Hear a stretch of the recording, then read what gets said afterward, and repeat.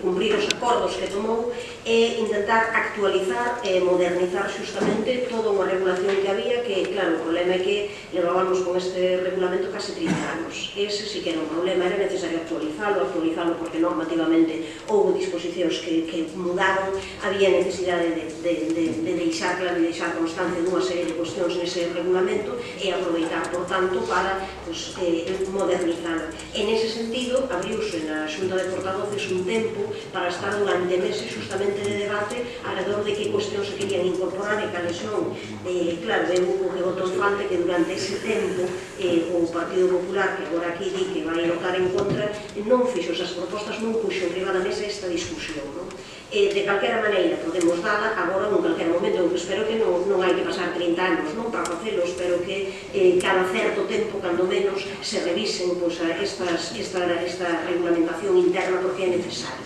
Eu creo en todo caso que debemos de separar o que significa os casos que se reciben como grupo da representación. Se falamos do tema de representación, entendemos, tal como se fixo desde o inicio, que é posible esta interpretación, é posible a interpretación de que o grupo conforme unha persoa, tal como quedou reflectido así desde o inicio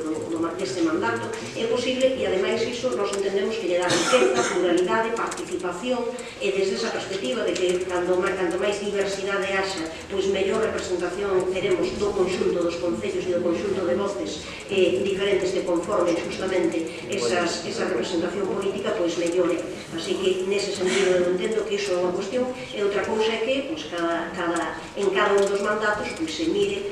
no pleno de inicio de mandato, que como comentou agora o portavoz do Partido Popular, é certo que houve un voto afirmativo a esa justamente a esa proposta.